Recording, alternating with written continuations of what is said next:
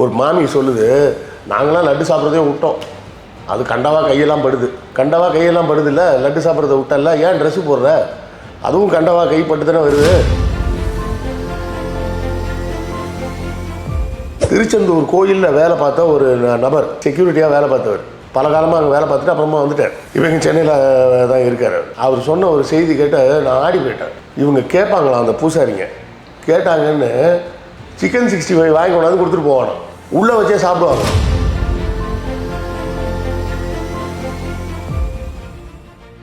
பேசுறதுக்கு முன்னாடி யோசிங்க.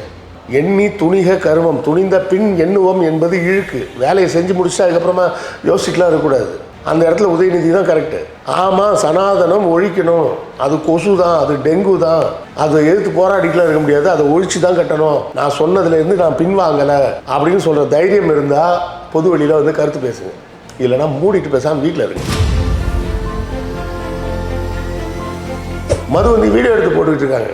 அப்போது இந்த திமிர் எங்கேருந்து வருது? நான் பிறப்பால் ஒரு பார்ப்பனர் அப்படின்ற திமிரில் வருது. நான் அதை தான் சொல்கிறேன், சூத்திரர்கள் தொட்டதை நான் எடுக்க மாட்டேன்னா, ட்ரெஸ்ஸு போடாத, சோறு திங்காத, செத்துப்போ. திருச்செந்தூர், சுசீந்திரம், கன்னியாகுமரி போன்ற கோயிலெலாம் போனீங்கன்னா இன்றைக்கி சட்டையை கட்டிட்டு தான் உள்ளே போகணுன்றான். ஏன் போகிறீங்க? நான் கேட்குறது, எதுக்கு போகிறீங்க அந்த கோயிலுக்குள்ளே? உங்களை உள்ளே வரும்போதே அசிங்கப்படுத்தி தான் ஏன் உள்ளே விட்றான்? கோயில் கட்டாதுன்னு சொன்ன பாரதியார் மேலே கோபம் வரல. ஏன்? அவர் பார்ப்பனர். கோயிலுக்கு செய்கிற மாதிரியே மருத்துவமனைக்கு செஞ்சால் என்னன்னு கேட்ட ஜோதிகா மேலே கோபம். ஏன்? அவங்க பிறப்பால் இஸ்லாமியர்.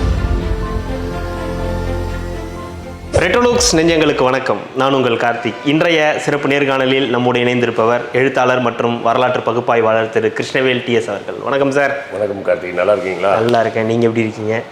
புத்தக பணிகள்லாம் வீடியோ போயிட்டுருக்கு. முடிஞ்சிருச்சு. ஓகே. இப்போ சண்டே வெயிட்டிங். ஓகே. ஒரு 160 பீப்புள் ரெஜிஸ்டர் பண்ணியிருக்காங்க. சூப்பர். கெப்பாசிட்டி 175 தான். ஓகே. முடிஞ்சிருச்சு, ஆல்மோஸ்ட் முடிஞ்சிருச்சுன்னு சொல்லலாம். Okay, good good. இப்படி நீங்கள் ஒரு பணியில், முக்கியமான புத்தக பணியில் ஈடுபட்டுருக்க அதே நேரத்தில் நமக்கேற்ற மாதிரியான சில சம்பவங்கள்லாம் நடக்கும் இல்லையா? நம்ம பேசணுன்றதுக்காகவே சில சம்பவங்கள்லாம் நடக்கும் போல். ஆரம்பத்தில் இந்த விஷயம் நம்மளே பேசணும், திருப்பதி லட்டு விவகாரத்தை பேசினீங்க. நீங்கள் கூட சொன்னீங்க அது கலந்துருக்க வாய்ப்பு கிடையாது, அது வந்து நிறைய பாசிபிலிட்டிஸ் ரொம்ப கம்மி அப்படின்ற மாதிரி விஷயங்கள் சொல்லியிருந்தீங்க. இது ஒரு பக்கம் இருக்கும்போது, இன்னொரு பக்கம் இந்த திருப்பதி லட்டு பாவங்கள் அப்படின்னு சொல்லி பரிதாபங்கள் சேனலில் கோபி சுதாகரன் டீம் வந்து வீடியோ போட்டாங்க. வீடியோ வழக்கம் போல் அவங்களோட வீடியோ எப்படி போகுமோ அதே மாதிரியே வைரலாக போயிட்டு இருந்துச்சு. போன வேகத்திலே அது வந்து நீக்கப்பட்டு அவங்க வந்து ஏதோ ஒரு ப்ரெஷர் நீக்கிட்டாங்க. நீக்கினதுக்கப்புறம் மன்னிப்பு கோரி ஒரு இதையும் கார்டும் அவங்க வந்து போட்டுட்டாங்க. சரி, அதோடு முடிஞ்சிருச்சு அப்படின்னு பார்த்தா அதன் பிறகு தான் சம்பவமே ஆரம்பிக்குது. பாஜக தரப்புலேருந்து அமர் பிரசாத் ரெட்டி அவர்கள் வந்து வழக்கு தொடுக்கிறார். ஆந்திர டிஜிபிக்கு வந்து இதை வந்து இது பண்ணுறாரு, இந்த மாதிரி வீடியோ போட்டிருக்காங்க அப்படின்னு சொல்லி. இன்னொரு பக்கம் வந்து மதுவந்தி அவங்க வந்து பார்த்திங்கன்னா கோபி சுதாகருக்கு எதிராக ஒரு வீடியோ போடுறாங்க. அதில் நிறைய விஷயங்கள் வந்து இந்துக்கள் மனம் புண்பட்டுருக்கு, நீங்கள் அப்படி பண்ணியிருக்கவே கூடாது, பண்ணிவிட்டு மன்னிப்பு கேட்குறீங்க, பண்ணவே கூடாதுன்னு நாங்கள் சொல்கிறோம், நீங்கள் எப்படி பண்ணுவீங்க, உங்களை பின்னாடி இருந்து இயக்கிறது யார் அப்படின்னு ரொம்ப ஆவேசமாக பேசுகிறாங்க. இன்னொரு பக்கம் இப்போ கார்த்தி அவர்களையும் ஜோதிகா அவர்களையும் பிரகாஷ் ராவ் அவர்களெல்லாம் மிரட்டவே செய்கிறாங்க. நீங்கள் வந்ததுக்கப்புறம் என்ன ஆக போகிறீங்களோ தெரியல அப்படின்னு மிரட்டவே செய்கிறாங்க. ஏன் இப்படி இவ்வளோ கொந்தளிப்பு இந்த விஷயத்துக்கு? இந்துக்கள் மனம் உண்மையாகவே புண்பட்டிருக்கா? இந்த விஷயத்தில் பரிதாபங்கள் வீடியோ போட்டதுனால இந்துக்கள் மனம் புண்பட்டிருக்கா? பரிதாபங்கள் வீடியோ நானும் பார்த்தேன். அது ஒன்றுமே அவன் சொல்லவே இல்லை. 2 பேர் உட்காந்து ஆஃபீஸில் சாப்பிட்டுட்டு இருக்காங்க. ஒருத்தன் சிக்கன் கொண்டு வந்திருக்கான், ஒருத்தன் வெஜ்ஜு. சாப்பிடும்போது எனக்கு இந்த சிக்கன் நாற்று அடிக்குது அப்படின்னு சொல்லி அவன் சொல்கிற மாதிரியும், அந்த சிக்கனுக்கே இப்படி சொல்கிறியாடா, இதில் வந்து மாட்டு கொழுப்பே சேர்த்துருக்காங்களே லட்டில், அது உனக்கு ஸ்மெல் அடிக்கலையா அப்படின்னு கிண்டல் பண்ணுற மாதிரி ஒரு வீடியோ போட்டிருக்காங்க. அதோடு சேர்த்து இந்த திருப்பதிக்கு உள்ளே போகும்போது பேக்கெலாம் செக் பண்ணுற மாதிரி ஒரு சீன் காமிச்சு, அதில் அழுக்கு துணியெலாம் நாற்றடிக்குது, வெளியே தூக்கி போடு அப்படின்னு சொல்ல, அப்புறம் இந்த லட்டு மட்டும் நாற்றடிக்கலையா அப்படின்ற மாதிரி ஒரு கேட்குற மாதிரி ஒரு வீடியோ போட்டிருக்காங்க. நான் இப்போ வந்து உங்களை, நீங்கள் கார்த்தி இந்த தப்பு பண்ணுறீங்க கார்த்தி அப்படின்னு நான் சொன்னேன். உங்களுக்கு தைரியம் இருந்தால் ஜோவை பற்றி பேசுங்க, உங்களுக்கு தைரியம் இருந்தால் மில்டனை பற்றி பேசுங்க, உங்களுக்கு தைரியம் இருந்தால் அகமடை பற்றி பேசுங்க அப்படின்னு பேசினா இது வாதமாக முட்டாள்தனமா? உங்கள் மேலே தப்பு இருக்குதுன்னு நான் சொல்கிறேன். அது சொன்னால் அந்த தப்பு சரி இல்லை அப்படின்னு நீங்கள் பதில் சொல்லணும். இல்லைங்க இது நான் செஞ்சது சரிதான் அப்படின்னு சொல்லணும். அதை விட்டு லூஸ்தனமாக நீ ஜானை கேட்பியா, நீ பீர் முகமதை கேட்பியா அப்படின்னு கேட்டால் என்ன வாதம் அது? உங்கள் தப்பை பற்றி பேசுங்கன்னு சொன்னால் அதை பற்றி பேசாமல். இப்போ மதுவந்தி சொல்கிறது என்னென்னா, உனக்கு தைரியம் இருந்தால் கிறிஸ்டியனை பற்றி பேசுவியா, முஸ்லீமை பற்றி பேசுவியா? அதெல்லாம் அவங்க ஏற்கனவே நிறைய பேசி வீடியோலாம் போட்டு முடிச்சிட்டாங்க. அதாவது அந்தந்த சீசன் வரும்போது அதை கலாய்க்குது. அவங்களோட பேட்டர்ன் வந்து எது வருதோ அதை கலாய்ச்சி ஒரு வீடியோ போடுறது அப்படிங்கிறது தான் அவங்களோட பேட்டர்ன். அவங்க ஒவ்வொருத்தரும் ஒவ்வொரு பேட்டர்ன் வச்சுருப்பாங்க. இப்போ நம்மனா எந்த சப்ஜெக்டாக இருந்தாலும் அதில் பின்னாடி என்ன ஹிஸ்ட்ரி இருக்குதுன்னு நம்ம தேடுற மாதிரி அவங்க பேட்டர்ன் வந்து எதை எடுத்தாலும் அதை எடுத்து வச்சு கலாய்ச்சி மக்களுக்கு ஒரு என்டர்டெயின்மெண்ட் கொடுக்குறது தான் அவங்களோட வீடியோ.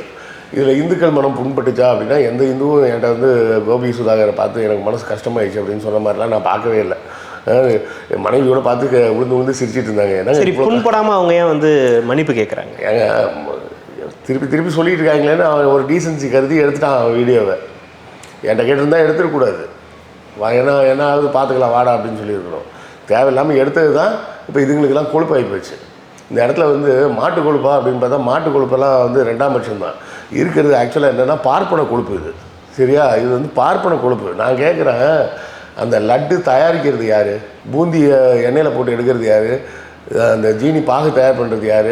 அது எல்லாத்தையும் உருட்டுறது யார் உருட்டுறாங்க? எல்லாம் பார்ப்பனர்கள் தான் உருட்டுறாங்க. அங்கே வேறு யாரும் உள்ள அளவுடே கிடையாது. திருப்பதி தேவஸ்தானத்துலேருந்து விளம்பரமே வந்தது, திருப்பதியில் லட்டு செய்ய வைகான்ச பிராமணர்கள் வேணும் அப்படின்னு. என்ன பிராமணர்கள்? வைகான்ச பிராமணர்கள் அப்படின்னா அது வந்து ஒரு அப்படி ஒரு பிரிவு இருக்காது. பிரிவு. ஓகே. தேசாதா பிராமணர்கள் அந்த மாதிரி ஒரு பிரிவு. அதில் வைகான்சா பிராமணர்கள் தான் வேணும்னு விளம்பரமே போட்டிருந்தாங்க. ஏன்னா திருப்பதி கோயிலுக்கும் இந்த ஸ்ரீரங்கம் கோயில்லையும் இந்த வைகான்ச பிராமணர்கள் தான் வேலை செய்யணும் அப்படின்னு சொல்லி ராமானுஜர் அந்த காலத்தை எழுதி வச்சிட்டாரு. அதனால தான் இது வைகான்ச பிராமணர்கள் தான் வேணும்னா விளம்பரமே கொடுத்தாங்க. அப்போ லட்டு செய்கிறது வைகான்ச பிராமணர்கள், அதை உருட்டுவது அவர்கள் தான். அப்போ தப்பு யார் மேலே? பார்ப்பனர்கள் மேலே தான் தப்பு. இதை வந்து இப்போ என்ன பிரச்சனைன்னா, மதுவந்தி போன்றவர்களுக்கு இந்த லட்டை வாங்கி சாப்பிட்ட பக்தர்களை பற்றி பிரச்சனை இல்லை. அங்கே உருட்டுற ஆளுங்களை நீ ஏன் குறை சொல்கிற அப்படிங்கிறது தான் பிரச்சனை. இப்போ நீங்கள் எப்போவுமே பாருங்களேன், இவங்க வந்து இந்துக்களே ஒன்று சேருங்கள் அப்படிம்பாங்க. சரி வாடா போகலாம் அப்படின்னா உங்கள் கோயிலுக்குள்ளே வந்துடாது, அங்கேயே நில்லு அப்படிம்பாங்க. அப்போ வந்து நான் இந்து இல்லையா? இந்துக்களுக்கு பிரச்சனைனா இவங்க எதை சொல்கிறாங்க? பார்ப்பனர்களுக்கு பிரச்சனை வந்தால் அது இந்துக்களின் பிரச்சனை. சரியா? ஊரில் 1000 பிரச்சனை நடக்குது, ஊர் தனியாக சேரி தனியாக இருக்குது. அப்போ சொல்ல மாட்டியா இந்துக்களே ஒன்று சேருங்கள்னு? அப்போ வந்து சொல்கிறாங்க நாங்களாக சொல்கிறோம். அது வேறு சாதிக்காரன் தான் இன்னொரு சாதிக்காரனை திட்டுறான். அந்த சாதிக்காரனுக்கு நீ வஸ்த சாதின்னு கதை சொல்லி கொடுத்தது யார்? நீ தானே.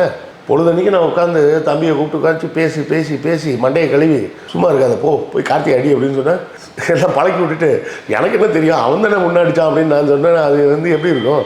அப்படி தான் இருக்குது. இப்போ ஒவ்வொரு சாதிக்காரனையும் கேளுங்க, எல்லாரும் ஒரு கதை சொல்லுவான், ஒரு புராண கதை. நாங்கள்லாம் எப்படி வந்தோம் தெரியுமா?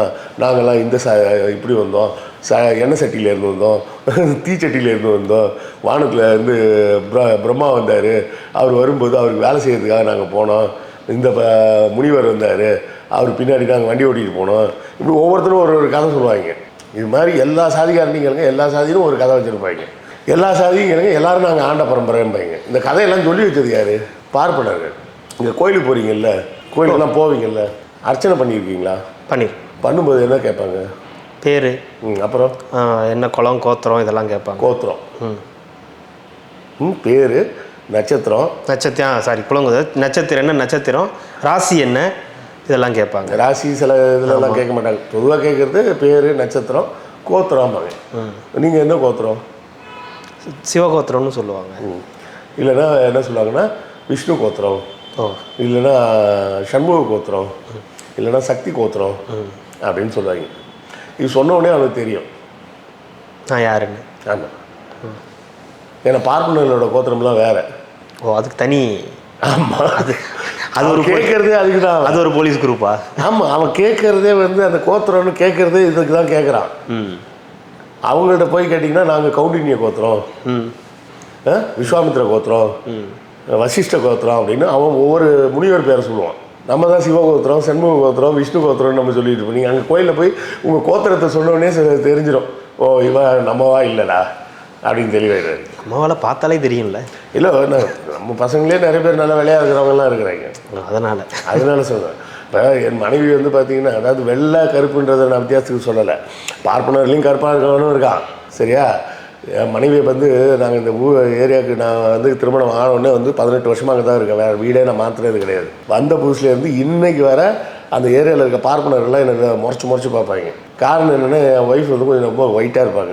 அதனால் அவங்களாம் முடிவு பண்ணிக்கிட்டாங்க, இது ஏதோ ஒரு நம்ம ஆத்து பொண்ணு, இவன் எப்படியோ ஏமாற்றி லவ் பண்ணி கல்யாணம் பண்ணிட்டு வந்துட்டான், நம்ம மாட்டு பொண்ணுங்க மாட்டிக்கிச்சு, நல்ல கறி உண்டா மாதிரி இருக்கான், கண்டிப்பாக எப்படியோ எப்படி ஏமாத்துறான்னு தெரியல நம்ம ஆத்து பொண்ணு அப்படின்னு நினச்சிட்டு இருக்காங்க. என் ஒய்ஃபை மாதிரி சூப்பராக நண்டு வறுவல் வேறு யாரும் பண்ண முடியாது. நீங்கள்லாம் கோழியை வந்து வீட்டில் கடையில் கட் பண்ணி வாங்கிட்டு வருவீங்க. என் ஒய்ஃப்ட்டு கோழியை உயிரோடு கொடுத்தா அவங்களே ட்ரெஸ்ஸிங் பண்ணி அவங்களே அழகாக சமைப்பாங்க. சரியா? அதெல்லாம் அந்த ரகசியம் இவங்களுக்கு தெரியாது. பக்கத்தில் இருக்க கோயிலுக்கெல்லாம் போவாங்க, போனால் மாமா குழந்தை அப்படின்லாம் பேசிகிட்டு இருப்பாங்க. எனக்கு பார்த்தா சிரிப்பாக இருக்கும். இது மாதிரி அவங்க வந்து எப்போதுமே பார்த்தீங்கன்னா அவான்னு ஒன்றா சேர்ந்துப்பாங்க. அதனாலேயே இந்த விஷயத்துலேயும் பிரச்சனை யார் மேலே இருக்குது? பார்ப்பனர்கள் மேலே. நீங்கள் அதை ஏன் பேசுகிறேன்றது தான் இப்போ மதுவந்திக்கு போகும். ஏன்னா பேச அது அங்கே தானே வந்து நிற்பீங்க நீங்கள் கடைசியாக. ஆக்சுவலாக அவங்க என்ன சொல்கிறாங்கன்னா, நீங்களும் பார்த்துட்டீங்க இல்லையா, அந்த வீடியோ டெலீட் பண்ணிட்டீங்க, ஆனால் அதை சோஷியல் மீடியாவில் எல்லோரும் ஷேர் பண்ணிட்டு தானக்கா, அது உங்களால் தடுக்க முடியுமா அப்படின்ற ஒரு நீ இன்னைக்கு வேற வன்மத்தை தானே பரப்பிக்கிட்டு இருக்கிற, அதை தடுக்க முடியலையே. ஒரு மாமி சொல்லுது, நாங்களாம் லட்டு சாப்பிட்றதே விட்டோம், அது கண்டவா கையெல்லாம் படுது இல்லை, லட்டு சாப்பிட்றத விட்டல, ஏன் ட்ரெஸ்ஸு போடுற, அதுவும் கண்டவா கைப்பட்டு தானே வருது. அசிங்கமாக பேசுகிறேன்னு நினச்சிடாதீங்க, நான் லாஜிக்காக கேட்குறேன். அரிசி வாங்குறியா, அது கண்டவும் கைப்பட்டு தானே வருது, அதை வாங்கி சமைச்சு சாப்பிட்ற, அப்போல்லாம் கண்டவா கைப்பட்டதா தெரியலையா? அப்போ நீ என்ன சொல்ல வர? பார்ப்பனர்களை தவிர மிச்சம் எல்லார் மேலேயும் தீண்டாமையை கொண்டாந்து பேசுகிற நீ. இந்த 2024 தைரியமாக ஒரு பாப்பாத்தி வந்து இது மாதிரி, நான் பாப்பாத்தின்னு வார்த்தையை சொல்கிறேன்னு கோவப்படாதீங்க. என் மனசில் இருக்க எரிச்சலும் கோவத்தில் சொல்கிறேன். 2024 நீ இப்படி சொல்கிறேன்னா, இன்னும் ஒரு 100-150 வருஷத்துக்கு முன்னாடி எங்கள் தாத்தா பாட்டனை பூரா என்ன பாடுபடுத்தியிருப்பீங்க. ஆனால் மதுவந்தி அதுக்கு வந்து கோவப்பட்டிருக்காங்களே, அது தப்பு தான் சொல்லியிருக்காங்களே. ஆமாம், நீங்கள் இன்றைக்கி தப்புன்னு சொல்லுவீங்க, செஞ்சது தானே. இன்றைக்கும் என்னையே கோயிலுக்குள்ளே விடலையே நீ. என்னைன்னா என்னை போன்றவர்களை நான் கோயிலுக்குள்ளே போய் என்ன பண்ண போகிறேன்? என்னை போன்றவர்களை நீ கோயிலுக்குள்ளே விட மாட்டேன்னு தானே சொல்லிட்டு இருக்கிற. கேட்டால் என்ன சொல்கிற? கோபுர தரிசனம் கோடி புண்ணியம், வெளியே இருந்தே கூப்பிட்டு அப்படியே ஓடி போயிரு அப்படின்ற. அதை தான் வாசல்லே உண்டியில் வச்சிடறேன், அப்படியே சும்மாவும் போயிடாத, உண்டியில் காசாக போட்டு போடுன்னு. இன்னொரு மாமி வருது, வந்துட்டு என்ன சொல்லுது, கோயில் உண்டியிலெல்லாம் காசு போடாதீங்க, பூசாரி தட்டில் போடுங்க. அப்போது இந்த 2024 இன்னும் அந்த பார்ப்பன திமிரும் அந்த பார்ப்பன வன்மமும் இன்னும் போகலைன்றது தான் மக்கள் இன்னும் புரிஞ்சிக்க மாட்டுறாங்க. என்னை போன்றவர்கள்லாம் நம்ம பேசும்போது தொடர்ச்சியாக வந்து கமெண்ட்டில் போடுறாங்க, உனக்கு வேறு வேலையே இல்லை, எப்போ பார்த்தாலும் பாப்பானை பிடிச்சிக்கிட்டே இருப்பேன், பாப்பானை பிடிச்சி தொங்கிக்கிட்டே இருக்க, பாப்பானை வம்புலுக்கு உனக்கு வேலையே இல்லை, அது இல்லாமல் உன்னால் பேசவே முடியாதா அப்படின்னு கேட்குறீங்க. அந்த கமெண்ட் போடுற எல்லாருக்கும் நான் கேட்குறேன், இப்போ இந்த திருப்பதி விவகாரத்தில் இத்தனை பேர் ரியாக்ட் பண்ணுறாங்களே, ரியாக்ட் பண்ணுறவங்க பூரா யார்? எல்லாரும் பார்ப்பனர்கள். ஏன் ரியாக்ட் பண்ணுறாங்க? கடைசியில் அந்த தப்பு நடந்த இடத்துல உட்காந்து வேலை செஞ்சவன் ஒரு பார்ப்பனர். அப்போ இந்த இடத்துல பிரச்சனை யாருக்கு? இந்துக்களுக்கெல்லாம் பிரச்சனை இல்லை. சரியா? இன்னும் சொல்லப்போனால் நீங்கள் சொன்னால் நம்ப மாட்டீங்க, திருச்செந்தூர் கோயிலில் வேலை பார்த்த ஒரு நபர், செக்யூரிட்டியாக வேலை பார்த்தவர், பல காலமாக அங்கே வேலை பார்த்துட்டு அப்புறமா வந்துட்டார். இவங்க சென்னையில் தான் இருக்கார். அவர் சொன்ன ஒரு செய்தி கேட்டு நான் ஆடி போயிட்டேன். இவங்க கேட்பாங்களாம், அந்த பூசாரிங்க கேட்டாங்கன்னு சிக்கன் 65 வாங்கி கொண்டாந்து கொடுத்துட்டு போவானோ, உள்ளே வச்சே சாப்பிடுவாங்களாம். நம்ம ஆளுக்கு தான் கோயிலுக்கு போகிறோன்னு சொல்லிட்டு, ஐயோ கோயிலுக்கு போகிற வரை சாப்பிடக்கூடாதா அப்படின்னு சொல்லிட்டு சாப்பிடாமல் போவாங்க. நான்வெஜ் சாப்பிடாமல் போவோம், கோயிலுக்கு போகிறோம், வரும்போது வேணால் சாப்பிட்டுக்கலாம் அப்படின்னு நம்மை போன்ற நான் பிராமின்ஸ் தான் அந்த வேலையை செய்கிறாங்க. அந்த நபர் அங்கே அவர் சொல்கிறாரு, நான் போய் வாங்கிட்டு வந்து கொடுத்தா 200 ரூபா டிப்ஸு கொடுப்பாங்க அப்படின்றாரு. பெரிய படிப்புலாம் கிடையாது அவருக்கு, செக்யூரிட்டியாக வேலை பார்த்தாருன்னா என்ன இருக்கும். அவர் சொல்ல கேட்கும்போது அதிர்ச்சியாக இருந்தது. உங்களுக்கு என்ன சொல்கிறது, ப்ரூஃப் வேணும்னா அந்த நபரை நேராக நான் கூப்பிட்டு வரேன், நேராக வச்சு அவரை சொல்கிறேன். நாங்கள் தான் அங்கே தான் சார் வேலை பார்த்தேன் கேட்பாங்க, நாங்கள் போய். எப்போ நடந்தது இது? சுமார் ஒரு 10-15 ஆண்டுகளுக்கு முன்னாடியே. ஓகே, 10 ஆண்டுக்குன்னா எப்போ தானேங்க? ஓகே, 2000 தானே நம்ம சொல்லி. 2014, 10 வருஷத்துக்கு முன்னாடி 2014 ஒரு அந்த வேலையை விட்டு வந்து ஒரு 10 வருஷம் ஆகுது. அதுக்கு முன்னாடி அங்கே தான் வேலை பார்த்துட்டு இருக்காரு செக்யூரிட்டியாக. அப்போ யோசிச்சு பாருங்க, இவங்கெல்லாம் எவ்வளோ பெரிய ஃப்ராடு பயலெல்லாம் இருந்துட்டு. ஒன்றும் இல்லை, இப்போது அண்ணன் திருமா வந்து சில ஆண்டுகளுக்கு முன்னாடி மனு நீதியை பற்றி பேசினோடனே எல்லாரும் ஒவ்வொன்று கத்திட்டு வந்துட்டாங்க. அவர் என்ன பேசினார், அந்த புக்கில் என்ன இருக்குன்றத சொல்கிறாரு. சொன்னால் நீ அந்த புக்கில் ஏன் அப்படி எழுதியிருக்குன்னு நீ எழுதுனவனை கேட்கணும். இவங்க சொல்கிறது பூரா என்ன சொல்கிறாங்கன்னா, அது எழுதுனா இருந்துட்டு போடுது, நீ எதுக்கு அதை பற்றி பேசுகிற? இதுதான் அவங்க கேள்வி. மாட்டு கொழுப்பு சேர்ந்துருக்குன்னா சேர்ந்துட்டு இருந்துட்டு போட்டோம், அதை பற்றி நீ ஏன் பேசுகிற? இல்லை, இன்னொரு இது என்னென்னா, பொதுவாக இப்போ ஒரு விஷயம் பேசுகிறாங்கன்னா, அவங்க சேனலில் ஒரு விஷயம் பேசுகிறாங்கன்னா அவங்களுக்கு சார்ந்ததான கருத்துக்கள் வரும், கமெண்ட்ஸ். சூப்பர், அருமையாக பேசுனீங்க. ஆனால் இவங்க மதுவந்தி அவர்கள் பேசின அந்த வீடியோவில் கீழே கமெண்ட்ஸில் போய் பார்த்தா எதுவுமே அவங்களுக்கு சாதகமாகவும் அவங்க பேசுனது சரின்னோ வரமாட்டேங்குது. மக்கள் கொஞ்சம் கொஞ்சமாக மாறுகிறார்கள் அப்படிங்கிறது ஒரு சந்தோஷம்தான், இல்லைன்னு சொல்லலை. ஆனால் இன்னும் முழுமையாக மாறவில்லை என்பது வருத்தம் தான். இன்றைக்கும் பார்ப்பனர்கள் அப்படின்னு சொன்னாலே அவர்கள்லாம் பிறவிலே அறிவாளிங்க, பிறக்கும்போது எக்ஸ்ட்ரா 500 கிராம் மூளையோடு பிறந்தவங்க அப்படின்னு இன்னும் நம்பக்கூடிய நபர்கள் இருந்துக்கிட்டு தான் இருக்கிறாங்க. அதனால தான் கமெண்ட்டில் வந்து நம்மகிட்ட என்ன சொல்கிறாங்க, நீ ஏன் பார்ப்பனர்களை பிடிச்சி தொங்குற அப்படின்னு கமெண்ட் போடுறான். நான் பேசுகிறது அந்த கமெண்ட்டு போடுறான்ல அவனுக்கும் சேர்த்து தான் நான் பேசிகிட்டு இருக்கேன். டேய், உன்னையும் சேர்த்தாண்டா அசிங்கப்படுத்துகிறான் அவன் அப்படின்னு தான் நம்ம பேசிகிட்டு இருக்கோம். அது இன்னும் புரியவில்லை. 1/2 கிராம் 500 கிராம் எக்ஸ்ட்ரா இருந்தால் அதுக்கு பேர் மூளை கிடையாது, அதுக்கு பேர் கொழுப்பு, கொலஸ்ட்ரால். இப்போ இவங்க பிரச்சனை என்ன? நல்லா யோசிச்சு பாருங்க. மனு நீதியை பற்றி பேசினா திரும்ப மேலே பாயிறாங்க. ஏன்டா அந்த புக்கில் அப்படி எழுதி வச்சுருக்கா, அதை போய் புனிதமான புஸ்தகம்னு சொல்கிறியே, இது உனக்கு அறிவு இருக்கா அப்படின்னு யாரும் கேட்கல. மனு நீதியில் என்ன சொல்லியிருக்கு? பெண்களை பிறந்தவுடன் தந்தை பாதுகாக்க வேண்டும், பிறகு தந்தை இல்லை என்றால் உடன் பிறந்தவர்கள் பாதுகாக்க வேண்டும், அதன் பிறகு கணவன் பாதுகாக்க வேண்டும், கணவன் இறந்த பிறகு பிள்ளைகள் பாதுகாக்க வேண்டும். கேட்கும்போது நல்லாயிருக்கும், அழகாக தான் சொல்லியிருக்கு. இதில் என்ன சார் தப்பு இருக்குது? உண்டா இல்லையா? கேள்வி அதானே. ஆமாம், பெண்களை பாதுகாக்கணும்னு சொல்கிறாங்க, இதில் என்ன சார் உங்களுக்கு பிரச்சனை அப்படின்னா, இது எனக்கு பிரச்சனை இல்லை. இதுக்கு முன்னாடி சொன்ன 2 வரி தான் பிரச்சனை எனக்கு. இதுக்கு முன்னாடி ஒரு 2 வரி சொல்லியிருக்காங்க. என்ன சொல்லியிருக்காங்கன்னா, பெண்கள் பிறப்பிலேயே விபச்சார தோஷம் கொண்டவர்கள். அப்படின்னா என்ன அர்த்தம்? பெண்கள் வந்து யாரை பார்த்தாலும் அவங்க கூட போய் படுக்கணும்னு ஆசைப்படுவாங்க. பெண்கள் இயற்கையிலேயே விபச்சார தோஷம் கொண்டவர்கள். விபச்சார தோஷம், அதாவது விபச்சார மனு நீதியில் அப்படி இருக்குது. ஆமாம், சாப்டர் 9ல் முதல் 100 லைனும் பொம்பளையை பற்றி தான். பொண்ணுனா எப்படி இருக்கணும், புடவை கட்டணும்னு ரஜினிகாந்த் பேசுவார். அதே சாப்டர் 9ல் முதல் 100 லைனும் இதுதான் சொல்லியிருக்கு. அதில் ஸ்டார்டிங்கே இதுதான். பெண் என்பவள் பிறப்பிலேயே விபச்சார தோஷம் கொண்டவள், அதனால் பிறந்ததிலிருந்து அவள் தந்தையை பாதுகாக்க வேண்டும். எதுக்கு பாதுகாக்கணும்? தந்தை பத்திரமா பார்த்துக்கலன்னா அவள் யார் கூடயா போய் படுத்துருவா. அவங்க அப்பா இல்லைன்னா அண்ணன் தம்பி பாதுகாக்கணும். யாராச்சும் அவளை ரேப் பண்ணுவாங்கன்னு சொல்லலை, அவளே போயிடுவா. அப்படி போக விடாமல் நீங்கள் தடுக்கணும். கடைசியாக எங்கே வந்து நிற்கிறாங்க? கணவன் இறந்த பிறகு மகன் பாதுகாக்கணும். ஏன்டா டேய், அந்த வயசு அந்த நேரத்தில் அந்த பொம்பளைக்கு வந்து வயசு 70 வயசு ஆயிருண்டா. 70 வயசுலேயும் அவன் யாரை சொல்கிறாங்க? யாரை சொல்கிறான்? என் மனைவியை சொல்கிறான், என் தாயை சொல்கிறான், என் சகோதரியை சொல்கிறான், என் பொண்ணை சொல்கிறான், வேறு யாரை சொல்கிறாங்க? இதை நினச்சி யாருக்கு யார் மேலே கோவம் வரணும்? அந்த புஸ்தகத்தை தூக்கி போட்டு எரிங்கடான்னு சொல்லணும்.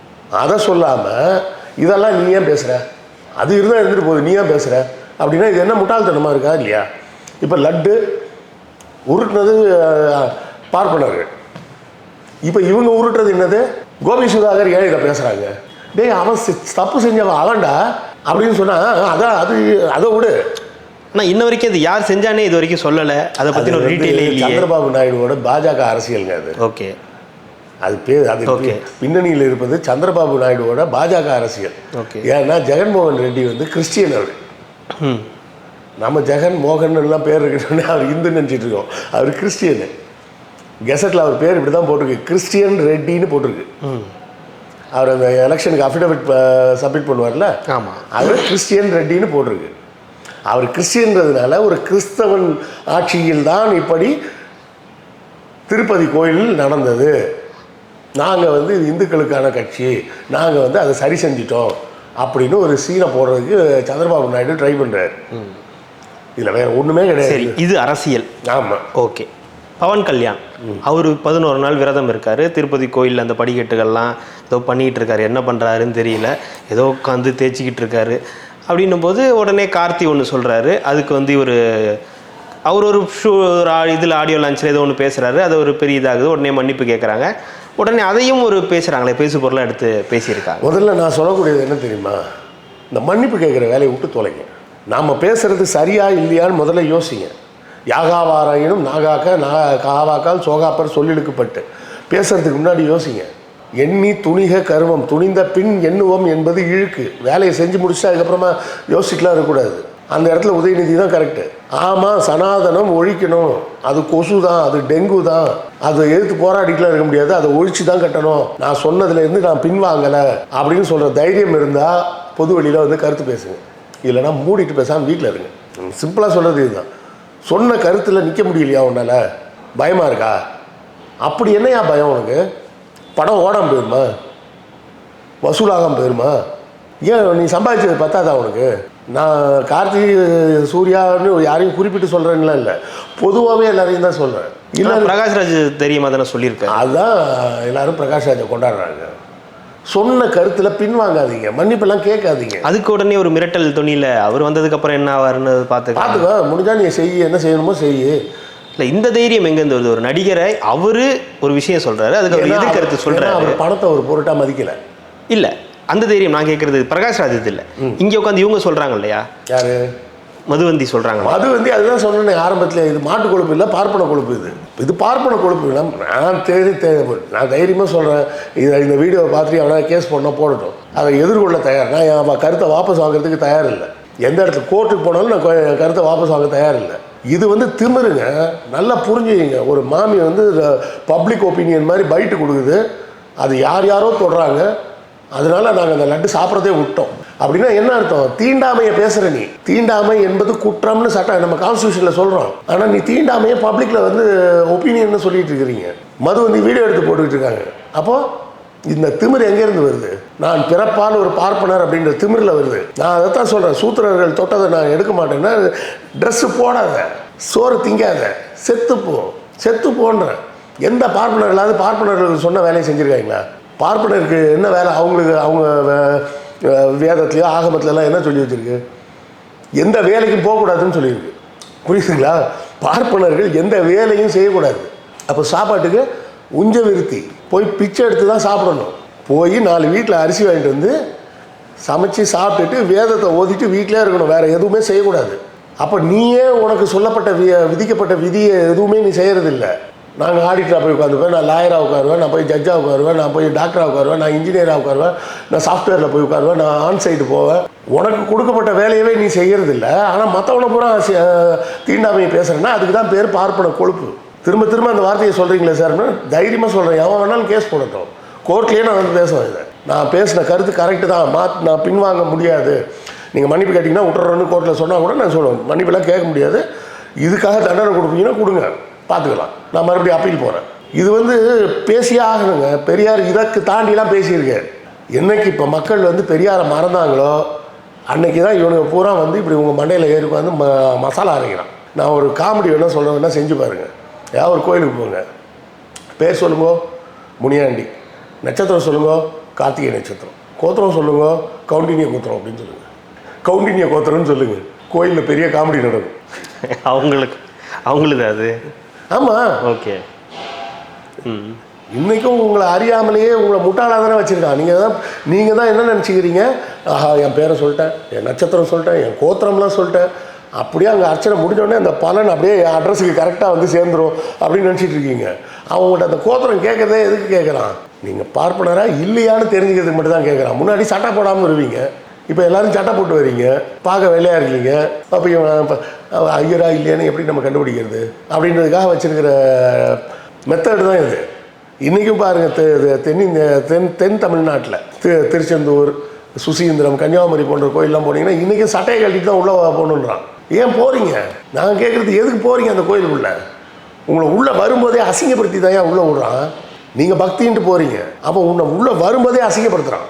சட்டையை கழட்ட, நீ சட்டையை கழட்டினா தான் நீ பார்ப்பனரா இல்லையான்னு எனக்கு தெரியும். சட்டையை கழட்ட மாட்டேன்டா, கோயிலுக்குள்ளே போகணுண்டான்னு சொல்லுங்கள். அதுக்கு ஒரு போராட்டம் பண்ணுங்கள். எந்த ஆகம விதியில் சொல்லியிருக்கு எல்லாரும் சட்டையை கழட்டிட்டு உள்ளே வரணும்னு? கேரளாவில் எல்லா கோயிலையும் நீங்கள் சட்டையை கழட்டினா தான் உள்ளே போக முடியும். அந்த கேரளாவோட தாக்கம் தான் வந்து கன்னியாகுமரி, சுசீந்திரம், திருச்செந்தூர் பகுதியிலலாம் இன்றைக்கும் சட்டை போடாமல் தான் உள்ளே வரணும்னு சொல்லுது. ஒரு கோயிலில் சட்டை போடாமல் உள்ளவான்னு சொல்கிறானே, அங்கே இருக்குது பார்ப்பன திமிர். என் சட்டையை நான் போடக்கூடாதுன்னு சொல்கிறதுக்கு உனக்கு என்ன ரைட்ஸ் இருக்குது? கேள்வி தெளிவாக இல்லையா? நான் வந்து இப்போ உங்கள் ஆஃபீஸ்க்கு வரேன், வந்து அந்த சட்டையை கழித்து தான் உள்ளே வரணும்னு சொல்லுவீங்களா? இன்னும் நிறைய ஆஃபீஸில் இன்னும் வச்சுருக்காங்க முட்டாள்தனமாக, செருப்பை வெளில விட்டுவா. ஏன் செருப்பை போட்டு வந்தால் என்ன கேடுன்ற? அப்புறம் எதுக்கு டோர் மேட்னு ஒன்று போட்டு வச்சுருக்கீங்க? செருப்பில் மண் இருந்தால் அதில் தட்டிட்டு வர போகிறாங்க. நம்மளை அறியாமலேயே எத்தனை முட்டாள்தனங்களை நம்ம மண்டையில் ஏற்றி வச்சுருக்கோன்னு பாருங்க. அப்போ வீட்டுக்குள்ளே செருப்பு போடாமல் போகிறோம்னா அது வேறு, அது நம்ம வீடு. சரியா?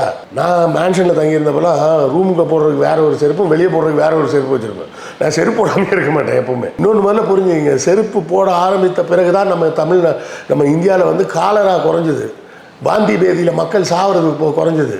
அந்த வாந்தி பேதியை உருவாக்கக்கூடிய அந்த டேப் வாம்ன்றது வந்து கால் வழியாக தான் உள்ளே போகும். இதுவே தெரியாமல் இருந்தவங்க. நீங்கள் இது வந்து நான் சொல்கிறது பொய்னா யாராவது மருத்துவர்கிட்ட கேளுங்க, எம்பிபிஎஸ் படித்த டாக்டர்கிட்ட கேளுங்க. அந்த வாந்தி பேதி குறைஞ்சதே செருப்பு போட்டதுக்கப்புறம் தான். இப்போது வந்து நம்மளை செருப்பை விட்டு வா, சட்டையை கட்டிட்டு வா, அந்த கோயில்னா அவ்வளோ சுத்தமாக இருக்குது. நீங்கள் கோயில்னு சொன்னோன்னே இன்னொரு விஷயம், அதுலேயே அந்த வீடியோலேயே சொல்லியிருப்பாங்க, ஜோதிகா அவர்களை பற்றி பேசியிருப்பாங்க. ஜோதிகா வந்து கோயிலுக்கு வந்து நீங்கள் இது பண்ணீங்க, அதுக்கு பதிலாக தஞ்சாவூர் கோயிலுக்கு பதிலாக நீங்கள் வந்து ஹாஸ்பிட்டல் கட்டுங்கன்னு சொன்னாங்க. பட் ஆனால் அவங்க சொன்னது அப்படி இல்லையே. அவங்க சொன்னது என்னென்னா, கோயிலுக்கு இவ்வளோ செலவு பண்ணுறீங்க, அதே மாதிரி ஹாஸ்பிட்டல்ஸுக்கும் செலவு பண்ணுங்கள், இந்த அளவுக்கு கொடுங்க அப்படின்ற மாதிரி சொல்லியிருந்தாங்க. நான் ஒன்று கேட்கட்டுமா? ஆலயம் 1000 அமைத்தல், அன்னசத்திரம் 1000 ஆக்கல், இது எல்லாத்த விட சிறப்பானது ஆங்கோர் ஏழைக்கு எழுத்தறிவித்தல். இதை சொன்னது யார்? நீ கோயிலை கட்டி கோயிலில் பூஜை பண்ணுறதை விட, அன்னசாத்திரம் கட்டி அன்னதானம் பண்ணுறதை விட, எங்கேயோ இருக்கிற ஒரு ஏழை மாணவனுக்கு பாடம் சொல்லி கொடுத்தா நல்லது. இது சொன்னது யார்? பாரதியார். பாரதியார்கிட்ட போய் கேட்க வேண்டியதுன்னா, இதே கருத்து தானே பாரதியார்னு சொன்னார். ஜோதிகா சொன்னால் உங்களுக்கு கோபம் வரும், பாரதியார் சொன்னால் கோபம் வராது. அப்போது ஜோதிகாவாவது என்ன சொன்னாங்க? அங்கே செய்கிற மாதிரி இங்கேயும் செய்யுங்களேன்னாங்க. அவர் என்ன சொன்னார்? அங்கே செய்யாதீங்க, இதை செய்யுங்கன்னு சொன்னார். அப்போ ஏன் பாரதியார் மேலே உங்களுக்கு கோவம் வரல? அவர் பார்ப்பனர் என்பதாலா? அவர் பார்ப்பனர்ன்றதுனால உங்களுக்கு கோவம் வரலையா? அப்போது கோயில் கட்டாதுன்னு சொன்ன பாரதியார் மேலே கோவம் வரல. ஏன்? அவர் பார்ப்பனர். கோயிலுக்கு செய்கிற மாதிரியே மருத்துவமனைக்கு செஞ்சால் என்னன்னு கேட்ட ஜோதிகா மேலே கோவம். ஏன்? அவங்க பிறப்பால் இஸ்லாமியர். அப்போது உங்களுடைய கோபங்கள் பூராமே டார்கெட்டட். எதை நோக்கிய டார்கெட்? பார்ப்பனர் அல்லாதவர் அப்படின்ற டார்கெட். அப்போ என்னை போன்றவர்கள் பார்ப்பனர்களின் இந்த வேஷத்தை நாங்கள் எக்ஸ்போஸ் பண்ணும்போது பூரா முட்டாள்தனமாக வந்து கீழே கமெண்ட் போடுறாங்க. உனக்கு பாப்பானை பிடிச்சி தொங்காமல் இருக்க முடியாது, உனக்கு பிராமின் பேஷிங் தான் தெரியும், பிராமின் ஹேட்டர் நீ. நான் பிராமின் ஹேட்டர் இல்லடா, பிராமின்ஸ் தான் ஹியூமன் ஹேட்டர்ஸ். அவன் மனித இனத்தையே வெறுக்கிறவன். புரியுதா? அது உங்களுக்கு புரியலைன்ற இந்த முட்டாள்தனத்தை விட்டு வெளியே வர முடியாது. சரி சார், இதெல்லாம் ஓகே, ரைட். பவன் கல்யாண் மிகப்பெரிய நடிகர், ஆந்திராவின் துணை முதல்வராக இப்போ இருக்கார். இப்போ அவர் இந்த மாதிரி ஒரு டிசிஷன் எடுக்கிறார் இல்லையா? இந்த மாதிரி இருக்கார், இந்த மாதிரி வந்து ஒரு விரதம் இருக்கார். இதெல்லாம் ஸ்டண்ட்டுங்க. அவர் பல ஸ்டண்ட்டுகளை பண்ணவர். அதில் இதுவும் ஒரு ஸ்டண்ட், அவ்வளோதான். சரியா? விவசாயிகள் போராட்டம்லாம் ஒன்று நடந்தப்பெல்லாம் இதை விட பெரிய ஸ்டண்டெல்லாம் அடித்தார். அந்த ஸ்டண்ட்டில் தான் இப்போ ஓரளவு இந்த சீட்டெல்லாம் ஜெயிக்க ஆரம்பிச்சது. அதை தொடர்ந்து இதுக்கு ஒரு ஸ்டண்ட். இதுதான் நான் சொன்னேன், இது அரசியல் வந்து இந்துத்துவ அரசியல். இந்துத்துவ அரசியலுக்காக கிளப்பி விடப்பட்ட பிரச்சனை. ஜெகன்மோகன் ரெட்டி ஒரு கிறிஸ்டியன். அப்போ ஒரு கிறிஸ்டியன் வந்து முதலமைச்சராக இருந்தார். அவர் கிறிஸ்டியனே இவ்வளோ நாள் உங்களுக்கு தெரியல.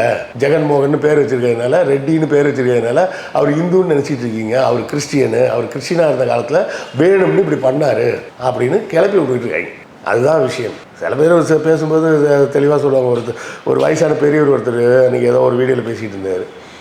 ஏன்பா நீ அதுலேருந்து சாரை புழிஞ்சு குடிக்கிற, நான் மிச்சம் இருக்கிற சக்கையை சாப்பிட்றோம், உனக்கு என்னப்பா வயிறு எரியுது அப்படின்னாரு. ரொம்ப சிம்பிளாக சொன்னார். மாட்டிலேருந்து சாரை உறிஞ்சி நீ பாலுன்னு குடிக்கிற, நான் மாடையே சாப்பிட்டுக்கிறேன், இல்லை என்னையா பிரச்சனை அப்படின்னாரு. நம்ம அதுக்குள்ளெல்லாம் போகலை. நீ மாட்டுக்கறி சாப்பிட்றியா சாப்பிட்லையா அந்த விவாதத்துக்கெல்லாம் போகலை. இங்கே நடக்கும் பிரச்சனை என்னன்றதை நல்லா கவனிங்க. அவர்கள் வந்து இந்த பார்ப்பனர்களுக்கு எதிரான குற்றச்சாட்டாக இது மாறக்கூடாது அப்படின்றதுல மட்டும்தான் கவனமாக இருக்காங்க. ஆரம்பத்தில் பேசும்போது ஜெகன்மோகன் ரெட்டின்னு போயிடும். அடுத்தால எங்கே வந்து நிற்கும்? தேவசம்போடு, திருப்பதி, உள்ள யார் லட்டு செஞ்சான்னு, அந்த யார் லட்டு செஞ்சான்றதை பற்றி இன்றைக்கி வரை யாரும் ஏன் பேசலை? டீட்டெயில்டே இல்லையே. லட்டில் கலந்துட்டாங்கன்னா யார்? இந்த தம்பியாக போய் கலந்துட்டு வந்தார், இல்லை நான் போய் கலந்துட்டு வந்தேன். யார் கலந்தாங்க, இதில் என்ன நடந்தது, எப்படி இது உள்ளே வந்ததுன்ற டீட்டெயில் அதை பற்றி யாரும் ஏன் பேச மாட்டாங்கன்ற. யார் கலந்தது? நம்ம கேமராமேன் தம்பி போய் கலந்துட்டாரா, இல்லை நான் போய் கலந்துட்டேனா, இல்லை நீங்கள் போய் கலந்தீங்களா, இல்லை ஜெகன்மோகன் ரெட்டி தான் போய் கலந்தாரா? நம்ம வீட்டில் உருட்டுறவன் யாரு? நம்ம வீட்லேயே நம்மளால எதுவும் கலக்க முடியல. உள்ளே இருந்து உருட்டிக்கிட்டு இருந்தார். இந்த லட்டை உருட்டினவன் யாரு? அதை ஏன் பேச மாட்டேறீங்க? அதை பேசிடுவாங்களோன்னு பயந்துக்கிட்டு தான் இவங்கெல்லாம் இப்படி அடிச்சு விடுறது. அதில் அந்த இன்னொரு மாமி சொல்லுது, அந்த லட்டு யார் கையோ மட்டும் வருதான், உருட்டினது பூரா உங்கள் வா தான் மாமி, மற்ற வாழை உள்ளே விட மாட்டீங்க, உங்கள் வா மட்டும்தான் உருட்டுவா உள்ள, அவங்க மட்டும்தான் உள்ள அலௌடு.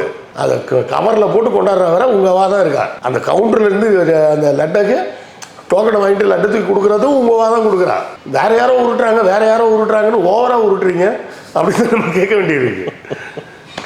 கண்டிப்பாக இது ஒரு பெரிய விஷயமா மாறி இருக்குது. சாதாரணமாக முடிய வேண்டிய விஷயம் அது கலந்திருக்க இல்லையான்றதே ஒரு பெரிய இன்னும் சந்தேகத்திற்குரிய ஒரு விஷயமா இருக்கும்போது இப்படி ஒரு வீடியோ அதில் நிறைய பேரை வந்து தாக்குதல் பண்ணுற மாதிரி, அதுவும் கோபி சுதாகர் போன்ற ஒரு யூடியூபர்ஸை ஜனரஞ்சகமாக இருக்கக்கூடிய நபர்களை கூட வந்து தாக்கி பேசியிருக்காங்கன்றது தான் இதில் செய்தியாக இருக்குது.